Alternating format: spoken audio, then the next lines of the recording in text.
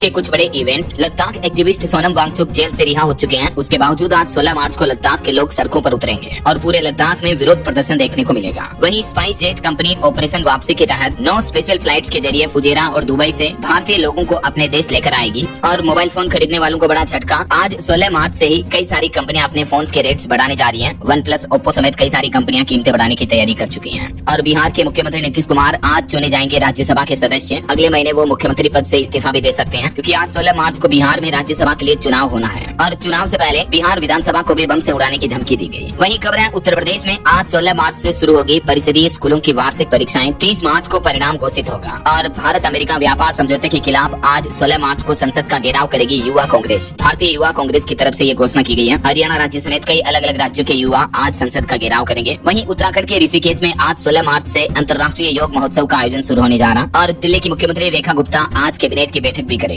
वहीं देखिए हिमाचल में सरकारी टीचर बनने का मौका, जेबीटी के 600 पदों पर आज से ही भर्ती के आवेदन शुरू होने जा रहे हैं। और कश्मीर में आज 16 मार्च को खुलेगा ट्यूलिप गार्डन। 70 किस्मों के 18 लाख फूलों के पौधे टूरिस्ट को निहारने का मौका मिलेगा। और बिहार के मुजफ्फरपुर में आज दिव्यांगों के लिए लगेगा जॉब कैंप भी। इस ऑनलाइन पोर्टल के माध्यम से इच्छुक अभ्यर्थी आवेदन कर सकते हैं। तो ये तो आज के कुछ बड़े इवेंट रहेंगे। और चलिए आगे बढ़ते हैं अपन खबरों में। सबसे पहले देख लेते हैं ईरान इजराइल जंग से जुड़े कुछ अपडेट। देखिए युद्ध के हालातों के बीच हमारे देश में एलपीजी गैस सिलेंडर को लेकर भी सरकार ने कुछ नियम बदल दिए हैं। इसके अलावा होर्मुज रूट से भारतीय जहाज भी सुरक्षित निकल चुके हैं। तो जल्द ही भारत में एलपीजी की सप्लाई भी हो जाएगी। और अब तक दुनिया भर के अलग अलग देशों से जहां युद्ध के हालात चल रहे हैं, वहां से तकरीबन 1,94,000 भारतीयों की घर वापसी भी हो चुकी है। और ईरान युद्ध का असर देखिए, दुबई उड़ानों पर इंडिगो की नई पाबंदियां। 17 मार्च तक कई फ्लाइट्स भी प्रभावित रहेगी। युद्ध के कारण भारत में भी उड़ानों के रास्ते बदले गए। डीजीसीए ने एयर इंडिया के नियमों में भी राहत दी। वहीं यूएई ने भी कई उड़ानों पर प्रतिबंध लगा दिया। इस वजह से एयर इंडिया ने भी फ्लाइट्स रद्द किए। और एक बड़ी खबर देखिए, यूएई में जब भारतीय जहाज में तेल भरा जा रहा था, उस वक्त भी ईरान ने हमला कर दिया। हालांकि भारत सरकार बोले कि जहाज पर मौजूद सभी स्टाफ पूरी तरह से सुरक्षित हैं और शिप भी रवाना हो चुका है। इजराइल पर भी ईरान ने मिसाइल अटैक किया। इधर ईरान ने अमेरिका को एक बड़ी चेतावनी दी, कहा कि अमेरिका पर 9/11 जैसा भयंकर हमला हो सकता है। ईरान के जो पूर्व सुप्रीम लीडर थे अली खामेनेई, उनके प्रमुख सलाहकार की तरफ से ये अमेरिका को चेतावनी दी गई। और बड़ी खबर देखिए दोस्तों, जंग के हालातों के बीच यूएई में 19 भारतीय लोगों को गिरफ्तार किया गया। इन पर फेक न्यूज फैलाने का आरोप लगा। बीते दिन इजराइल के प्रधानमंत्री बेंजामिन नेतन्याहू की भी हत्या की अफवाहें वायरल हुई। इन खबरों के बाद इजराइल के पीएम कार्यालय ने कहा कि प्रधानमंत्री बिल्कुल ठीक हैं। मौत की अफवाह के बीच नेतन्याहू ने एक वीडियो भी जारी किया, जिसमें वो कॉफी पीते हुए नजर आ रहे हैं। एक रेस्टोरेंट का वीडियो पोस्ट किया, क्योंकि इससे पहले एक एआई वीडियो के जरिए इनके मारे जाने की खबरें फैली थी। और वहीं बड़ी खबर है, ईरान ने अब यूक्रेन को भी सीधा निशाना बनाने का संकल्प ले लिया। ईरानी सांसद ने तीखा बयान दिया। उसके बाद स्थिति और भी तनावपूर्ण हो गई।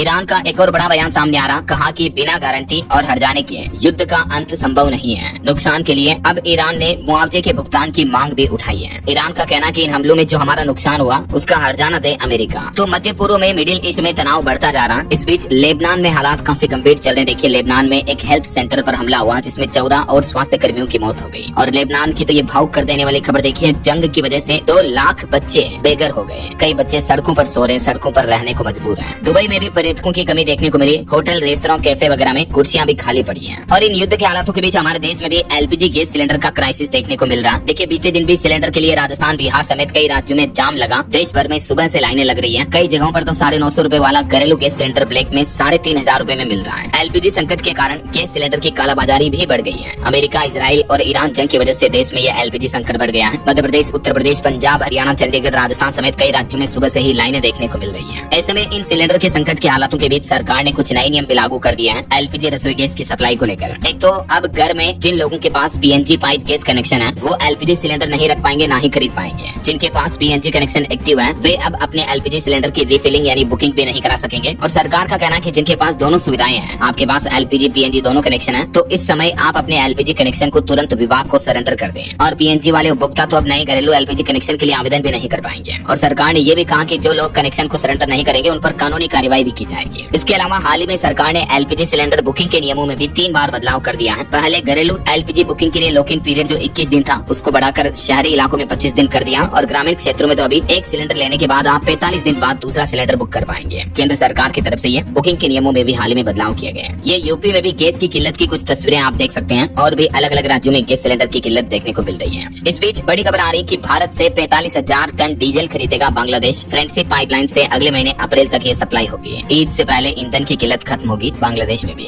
और इधर ईरान का कहना है कि अगर जरूरत पड़ी तो 5 साल तक भी हम लड़ने को तैयार हैं। भारत में ईरानी सर्वोच्च नेता नेता के प्रतिनिधि की तरफ से बड़ा बयान देखने को मिला, यानी ईरान अभी भी जंग खत्म करने के मूड में बिल्कुल भी नहीं है। और इन युद्ध के हालातों के बीच हमारे विदेश मंत्री डॉक्टर एस जयशंकर ने सऊदी अरब के विदेश मंत्री फैसल बिन फरमान से फोन पर बातचीत की। इस दौरान दोनों नेताओं के बीच पश्चिम एशिया में चल रहे संघर्ष से संबंधित घटनाक्रमों पर भी चर्चा हुई। इजराइल ईरान जंग को अब तक 16 दिन हो चुके हैं और अब तक इन जंग के हालातों में लगभग 2500 लोगों की मौतें भी हो चुकी हैं। तो ये तो जंग से जुड़े कुछ हालात चल रहे हैं। चलिए आगे बढ़ते हैं अपन खबरों में। आज की कुछ और बड़ी महत्वपूर्ण खबरें देख लेते हैं फटाफट से। तो सबसे पहले देखिए आप, इलेक्शन की डेट्स का ऐलान हो चुका है। असम से लेकर पश्चिम बंगाल तक इन तारीख पर होंगे चुनाव। ईसीआई यानी इलेक्शन कमीशन ऑफ इंडिया चुनाव आयोग की तरफ से तारीखों की घोषणा कर दी गई है। कई राज्यों में विधानसभा चुनाव की तारीखों का ये ऐलान हो चुका है। पश्चिम बंगाल समेत 5 राज्यों में कब कब चुनाव होंगे ये टेबल में चार्ट में आप देख सकते हैं। असम, केरल, पुडुचेरी इन 3 राज्यों में तो 9 अप्रैल को वोटिंग होगी। तमिलनाडु में 23 अप्रैल को और पश्चिम बंगाल में 2 चरणों में चुनाव होंगे। 23 और 29 अप्रैल को 2 दिन वोटिंग होगी। सभी राज्यों के विधानसभा चुनाव के परिणाम 4 मई 2026 को आएंगे। पश्चिम बंगाल में इस बार तकरीबन 25 सालों बाद 2 चरणों में चुनाव हो रहे हैं। एसआईआर अभियान के बाद चुनाव आयोग की तरफ से ये बड़ा फैसला लिया है। इन 5 राज्यों में टोटल 824 सीटों पर वोटिंग होगी। अलग अलग राज्यों में कितनी सीटें हैं ये भारत के मानचित्र में भी आप देख सकते हैं और इस टेबल में भी डेटा आप देख सकते हैं। सभी राज्यों के चुनावी रिजल्ट जो है वो 4 मई को आएंगे। और इन चुनाव की तारीखों के ऐलान के साथ ही आचार संहिता भी लागू हो चुकी है। चुनाव आयोग ने प्रेस कॉन्फ्रेंस के बाद आचार संहिता लागू करने का ऐलान किया। आचार संहिता में किन किन चीजों पर पाबंदी रहती है, क्या क्या नियम लागू रहेंगे, इसकी भी डिटेल जानकारी आप देख सकते हैं। वहीं इन राज्यों में विधानसभा चुनाव के साथ ही कुछ राज्यों में उपचुनाव की तारीखों का भी ऐलान कर दिया, जैसे महाराष्ट्र, गुजरात, कर्नाटक समेत 6 राज्यों की 8 विधानसभा सीटों के लिए जो उपचुनाव है वो भी 9 और 23 अप्रैल को होंगे। चुनाव आयोग ने इनकी भी घोषणा कर दी है, अप्रैल में ही करवाने की है। और चुनाव की तारीखों के ऐलान के साथ ही ओपिनियन पोल के नतीजे भी आ चुके हैं। देखिए शुरुआती सर्वे के मुताबिक ओपिनियन पोल में बंगाल में तो फिर से ममता सरकार ही बनती दिख रही है। असम राज्य में हिमंत विश्व शर्मा की वापसी देखने को मिल सकती है। वहीं केरल में कांग्रेस लेफ्ट और तमिलनाडु में एम.के. स्टालिन AIADMK में कड़ा मुकाबला देखने को मिलेगा। ये कुछ अलग अलग राज्यों के ओपिनियन पोल सर्वे के नतीजे भी आप देख सकते हैं। चलिए आगे बढ़ते खबरों में। देखिए आप अगली खबर, भारत के लिए एक अच्छी रिपोर्ट सामने आ रही कि चाइना और अमेरिका के बाद भारत दुनिया का विश्व का तीसरा सबसे बड़ा मेट्रो नेटवर्क वाला देश बन चुका है। राजधानी दिल्ली में तो 55% यात्री मेट्रो से सफर करते हैं। भारत चीन अमेरिका के बाद दुनिया का 3rd लार्जेस्ट मेट्रो नेटवर्क वाली कंट्री बन चुकी है। वही खबर है, कांग्रेस से राहुल गांधी ने बहुजन आंदोलन के प्रमुख नेता कांसीराम को भारत रत्न देने की मांग की। प्रधानमंत्री नरेंद्र मोदी को पत्र भी लिखा। और खबर है, डॉक्टर ऑफ साइंस की उपाधि से नवाजे गए महाराष्ट्र के मुख्यमंत्री देवेंद्र फडणवीस, पीएम मोदी समेत कई दिग्गजों ने उनको बधाई भी दी। और एक आपको सावधान करने वाली खबर बताता हूँ। देखिए आप, रात भर बाइक स्टार्ट रख करके सो गए परिवार वाले तो धुएं के कारण एक ही परिवार के 4 सदस्यों की मौत हो गई। आंध्र प्रदेश राज्य में ये दर्दनाक घटना देखने को मिली। देखिए पूरा मामला क्या था। एक हेयर सैलून की दुकान चलाने वाले मुरली नाम के इस शख्स ने शनिवार को मोटरसाइकिल की सर्विस करवाई थी। इंजन में खराबी के कारण मैकेनिक ने पिस्टन बदल दिया और मैकेनिक ने मुरली को रात भर गाड़ी का इंजन चालू रखने की सलाह दी। तो मुरली ने घर जाकर के रात में सोते टाइम मोटरसाइकिल चालू छोड़ दी और घर की सभी खिड़कियां बंद कर दी और सो गए। मुरली और उसकी पत्नी तो छत पर सोए थे तो वो तो बच गए, लेकिन उनके पिता, बेटा और 2 जुड़वा बेटियां वो घर के अंदर सो रहे थे। तो मोटरसाइकिल का रात भर में जो तेल से धुआं बना, उस कार्बन डाइऑक्साइड की वजह से दम घुटने से रात में सोते समय परिवार के 4 सदस्यों की मौत हो गई। देखिए जरा, अक्सर ऐसी घटनाएं आपको पता होगा सर्दी में भी देखने को मिलती हैं, जब कई लोग बंद कमरे में अंगीठी जलाकर सो जाते हैं। तो ये भी उसी तरह की घटना है, क्योंकि कार्बन डाइऑक्साइड बढ़ जाती है तो इस वजह से फिर नींद में पता नहीं चलता, आदमी बेहोशी में चला जाता है और ब्लड में ऑक्सीजन की कमी की वजह से नींद में ही मौत हो जाती है। तो ऐसी लापरवाही कभी ना करें। चलिए अगली बड़ी खबर देखिए, दिल्ली के पूर्व मुख्यमंत्री अरविंद केजरीवाल और मनीष सिसोदिया ने अब सुप्रीम कोर्ट का रुख किया। शराब नीति मामले में हाई कोर्ट के समन को चुनौती दी और उन्होंने हाई कोर्ट के जज को बदलने की भी मांग की है। हालांकि वो ट्रायल कोर्ट से तो बरी हो चुके हैं, लेकिन सीबीआई इस मामले को अब लेकर हाई कोर्ट में जा चुकी है। तो दिल्ली हाई कोर्ट में जज बदलने की मांग वाली याचिका को भी खारिज कर दिया। उसके बाद अब सुप्रीम कोर्ट पहुंचे केजरीवाल और मनीष सिसोदिया। और खबर है, देश का पहला अंतर्राष्ट्रीय स्तर का चर्म रोग संस्थान राजस्थान जयपुर के SMS हॉस्पिटल में बनकर तैयार हुआ है। और बड़ी खबर देखिए, राजस्थान में बम ब्लास्ट के लिए पाकिस्तान से भेजा गया IED। 4 दिन तक विस्फोटक का इंतजार करते रहे आरोपी। 3 जगह धमाके करने की साजिश थी, लेकिन सुरक्षा एजेंसियों ने समय रहते इन आरोपियों को गिरफ्तार कर लिया। और जम्मू कश्मीर के उड़ी में भी आतंकवादियों की घुसपैठ की कोशिश नाकाम हुई। एक पाकिस्तानी आतंकी को तो सुरक्षा कर्मियों ने ढेर कर दिया। बुछार में ऑपरेशन डिग्गी 2 अभी भी जारी है। पुछ में ऑपरेशन शेरी कला के दौरान एक जवान भी शहीद हो गए। चलिए खबर है, राजस्थान के मुख्यमंत्री भजन लाल शर्मा ने अल्बर्ट हॉल से प्रदेशव्यापी स्वच्छता संकल्प एवं जागरूकता कार्यक्रम की भी शुरुआत की। और वहीं उत्तर प्रदेश की दरोगा भर्ती परीक्षा में जो एक पेपर में क्वेश्चन आया, अवसरवादी का ऑप्शन पंडित दिया गया, तो इस क्वेश्चन पर विवाद पैदा हो गया। मुख्यमंत्री योगी आदित्यनाथ ने कहा कि जातीय कमेंट बर्दाश्त नहीं किए जाएंगे। डिप्टी सीएम भी बोले कि कार्रवाई होगी। तो दरोगा भर्ती परीक्षा के इस विवादित सवाल पर मुख्यमंत्री योगी आदित्यनाथ ने सख्त रुख अपनाते हुए सभी भर्ती बोर्डों को अब कुछ कड़े निर्देश भी जारी किए हैं। सीएम योगी ने कहा कि किसी भी व्यक्ति, जाति और पंथ पर अमर्यादित टिप्पणी स्वीकार्य नहीं होगी। और मुख्यमंत्री ने ये भी चेतावनी दी कि आदतन गलती दोहराने वाले पेपर केंद्रों को भी प्रतिबंधित करने की जरूरत है। और खबर देखिए, पश्चिम बंगाल में चुनाव से पहले ममता सरकार ने पुजारियों और मुअज्जिनों का मानदेय 500 रूपए बढ़ाया। अब हर महीने इनको 2-2 हजार रूपए मिलेंगे। चुनाव के ऐलान से ठीक 1.25 घंटे पहले ममता बनर्जी ने ट्वीट किया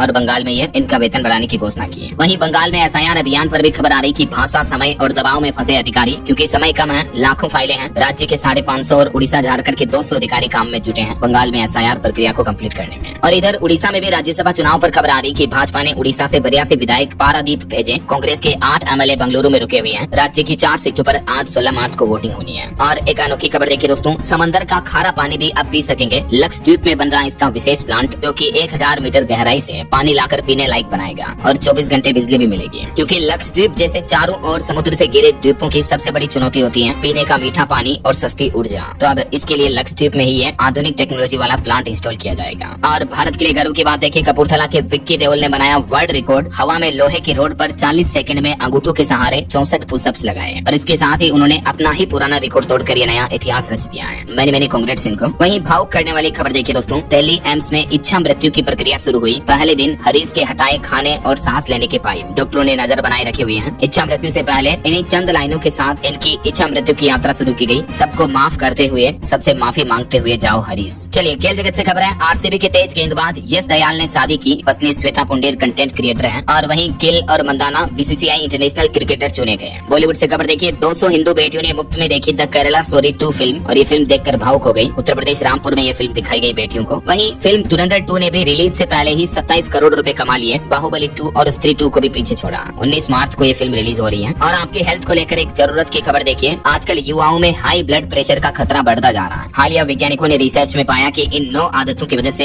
हेल्थ रिस्क बढ़ जाता है। तो कौन कौन सी आदतें आपको सुधारनी है, ये देख सकते हैं आप। हाई बीपी का रिस्क बढ़ाने वाली आदतें कौन कौन सी होती हैं? अनहेल्दी डाइट लेना, सेडेंटरी लाइफस्टाइल, पेट पर जमा चर्बी, सिगरेट, शराब का सेवन, क्रोनिक स्ट्रेस, इंसोम्निया, ज्यादा नमक खाना, ज्यादा रेड मीट खाना वगैरह, इस वजह से बीपी बढ़ता है, हाई ब्लड प्रेशर होता है ऐसा। और जब बीपी बढ़ता है तो इस बीपी की वजह से कई और बीमारियों का रिस्क भी बढ़ जाता है, जैसे brain stroke, kidney disease, kidney failure वगैरह वगैरह। तो अपनी लाइफस्टाइल की आदतों को सुधारें और अपने ब्लड प्रेशर को नियंत्रित रखें। हाई बीपी रिस्क को कम करने के टिप्स भी आप देख सकते हैं जो एक्सपर्ट्स की तरफ से दिए गए हैं। फिजिकल एक्टिव रहें, एक्सरसाइज, योगा करें, स्क्रीन टाइम कम करें, काम के बीच ब्रेक लें, अल्ट्रा प्रोसेस्ड फूड न खाएं, शुगर न खाएं, प्रोटीन फाइबर खाएं, बीपी चेक करते रहें वगैरह वगैरह। रोजाना कम से कम 10,000 कदम चलें, पूरी नींद लें और स्ट्रेस कंट्रोल करें। तो ये लाइफस्टाइल टिप्स फॉलो करके आप न सिर्फ हाई ब्लड प्रेशर बल्कि कई तरह की गंभीर बीमारियों से खतरे को कम कर सकते हैं। और वहीं देखिए खबर, साइबर फ्रॉड से आपको सावधान करने वाली एक खबर बताता हूँ। देखिए हाल ही में प्रयागराज में ये मामला देखने को मिला, जहां टिकट रिफंड के नाम पर साइबर ठगी का बड़ा मामला सामने आया, जिसमें साइबर क्रिमिनल ने खुद को गूगल पे कस्टमर केयर प्रतिनिधि बताकर 2 लाख रुपए की ठगी कर ली। क्योंकि पीड़ित ने कुछ दिन पहले प्रयागराज की ट्रेन टिकट बुक की थी और उसके बाद फिर टिकट रिफंड के लिए गूगल पर नंबर खोजा तो उसके साथ ये साइबर फ्रॉड हो गया।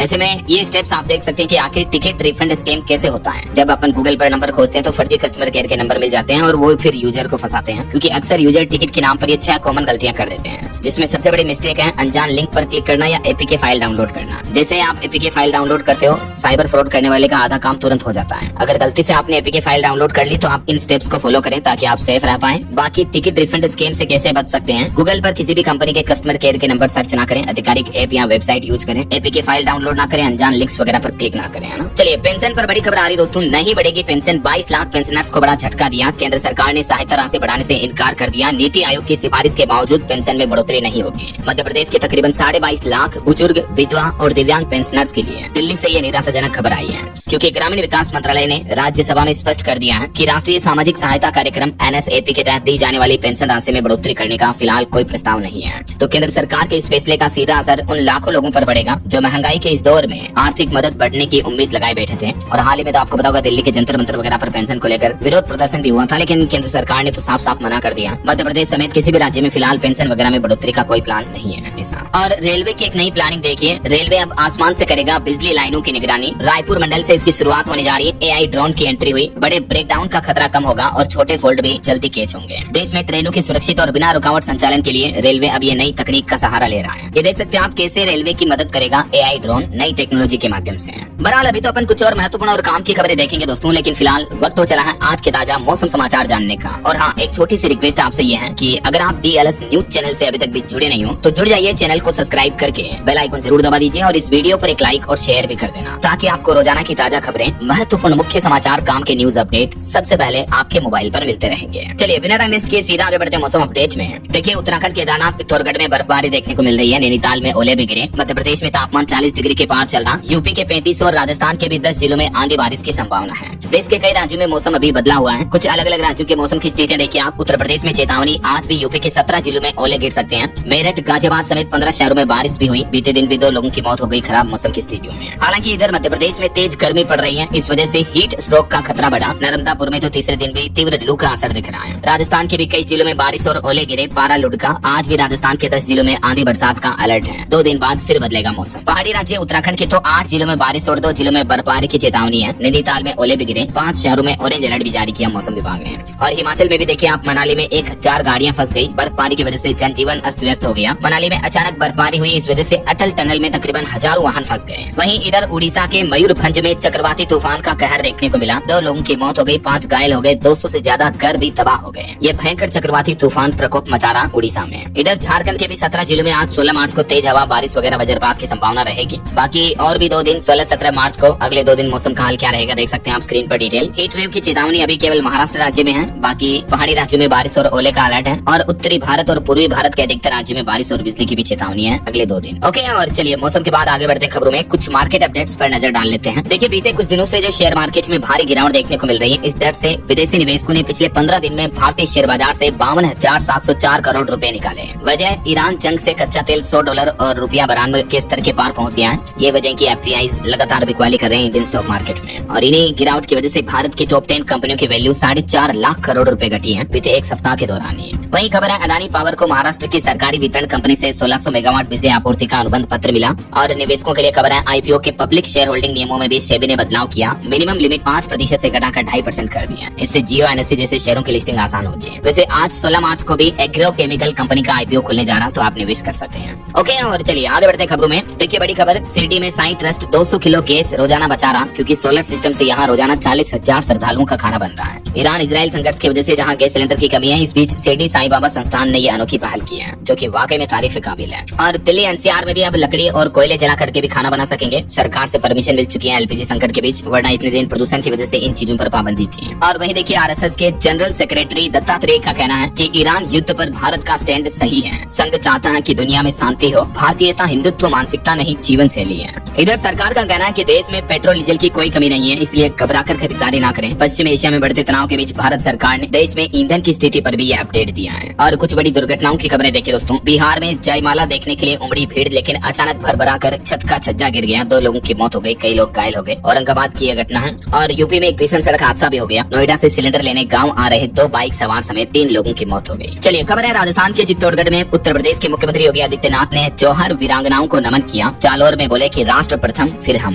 वहीं भारत की इकोनॉमी पर अच्छी रिपोर्ट सामने आ रही कि देश की अर्थव्यवस्था में जैन जी का जलवा देखने को मिलेगा। साल 2030 तक 108 लाख करोड़ रुपए खर्च करेंगे युवा। जैन जी से जुड़ी ये अहम रिपोर्ट सामने आ रही है। और देखिए पाकिस्तान को बड़ी दोहरी मार, आईएमएफ के सामने गिड़गिड़ाना भी काम नहीं आया। अब $1 अरब की किस्त को लेकर बातचीत भी ठप हुई। पाकिस्तान को आईएमएफ से इस बार ये लोन की किस्त नहीं मिली है। और वहीं भावुक करने वाली खबर देखिए, कई लोगों को जिंदगी देकर जाएंगे हरीश राणा। हाल ही में सुप्रीम कोर्ट ने जिनके लिए इच्छा मृत्यु की इजाजत दी थी, तो अब हरीश राणा के माता पिता ने उनके अंग दान करने का फैसला किया है। अब ये खुद मरकर कई लोगों की जिंदगी को नया जीवन दान देंगे। और बैंकिंग सेक्टर से बड़ी खबर देखिए, लोगों ने कर दी छोटी सी गलती। बैंकों ने 3 साल तक पेनल्टी लगाई और 19,000 करोड़ रुपए से ज्यादा कमा लिए। खुद सरकार ने संसद में पेश किए ये आंकड़ों से पता चला है कि अलग अलग प्राइवेट सेक्टर के बैंक इसमें और ज्यादा आगे रहे हैं। दरअसल बैंकों ने ग्राहकों से मिनिमम बैलेंस मेंटेन न करने की पेनल्टी का इतना चार्ज वसूला पिछले 3 सालों में। किस बैंक ने कितना वसूला, इसकी डिटेल्स भी आप टेबल में देख सकते हैं। पब्लिक सेक्टर की बजाय भी प्राइवेट सेक्टर के बैंक इसमें आगे रहे। और वहीं खबर देखिए, पाकिस्तान से सीधे संवाद जरूरी है। मणिशंकर अय्यर बोले कि हिंदू राष्ट्र की सोच भारत के लिए खतरा बन सकती है। बढ़ सकते हैं 43 राज्य। पूर्व केंद्रीय मंत्री का ये बयान है। और खबर है बिहार में अब एआई बताएगा किसकी कितनी जमीन है। भूमि सर्वे स्मार्ट होगा, डिप्टी सीएम की तरफ से ये बड़ा ऐलान किया गया। 1 अप्रैल 2026 से ही बिहार में हर जिले में एआई आधारित टूल्स के इस्तेमाल से जमीनों का सर्वे किया जाएगा ऐसा।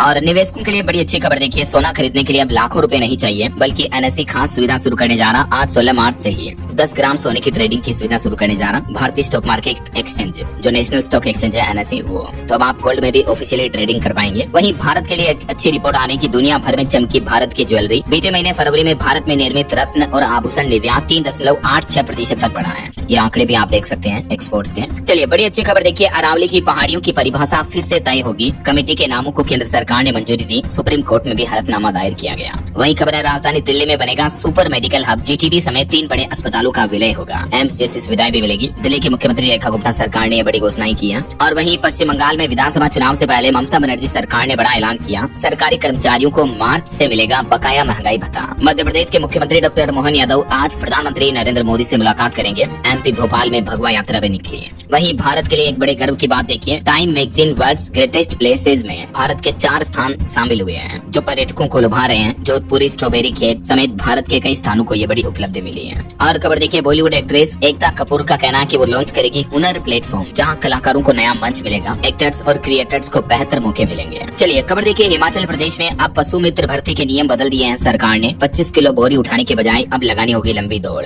पशु मित्र भर्ती के नियमों में ये कुछ प्रमुख बदलाव किया है। नियमों की डिटेल्स आप देख सकते हैं। वहीं टेक न्यूज से खबर देखिए, ट्रू कॉलर ने भारत में पेश किया नया फैमिली प्रोटेक्शन फीचर और ये सर्विस भी फ्री रहेगी। यूजर्स को इससे काफी बेनिफिट मिलेंगे। वहीं देखिए, बिहार में 500 करोड़ से 2000 पंचायत सरकार भवन निर्माण को मिलेगी राहत। पार्क क्षेत्रों में ज्यादा खर्च किए जाएंगे। और ये घटना देखिए, एआई से निशांत और मैथिली ठाकुर की आपत्तिजनक फोटो बनाकर वायरल करने वाला शख्स भी गिरफ्तार हो चुका है। गया जी में एक शख्स को गिरफ्तार किया गया। वहीं खबर है, उत्तर प्रदेश में अब नेगेटिव बिजली बिल बैलेंस का 50% रिचार्ज करने पर 3 दिन के लिए आपको फिर से बिजली मिल जाएगी। जिन लोगों के घरों में स्मार्ट प्रीपेड बिजली मीटर लगे हुए हैं ना, तो उनको इससे राहत मिलेगी इस नियम से मतलब। और खबर देखिए, आतंकवाद पीड़ितों को न्याय मिलने में अब नहीं होगी देरी। जम्मू कश्मीर के एलजी मनोज सिन्हा ने 49 परिजनों को नियुक्ति पत्र भी सौंपे हैं। वहीं सुरक्षा बलों को बड़ी कामयाबी मिली। उड़ीसा में 11 हार्डकोर माओवादियों ने सरेंडर किया। जी हाँ, नक्सलवाद पर ये बड़ी सफलता मिली है। उड़ीसा में 1 करोड़ 35 लाख के नक्सलियों ने सरेंडर किया, हथियार भी सौंप दिए। 11 नक्सलियों ने ये आत्मसमर्पण किया। वहीं खबर है, उत्तर प्रदेश में छोटे कारोबारियों को बड़ी राहत मिलने जा रही। योगी सरकार ने नियम बदल दिया। 1 अप्रैल 2026 से ये नया नियम लागू होगा। इस नियम से ऑल ओवर उत्तर प्रदेश में बिजनेस व्यापार करना आसान होगा। और भी ज्यादा जानकारी आप देख सकते हैं इस बारे में। ओके, और चलिए दोस्तों, कुछ और स्टेट न्यूज अपडेट देख लेते हैं फटाफट से।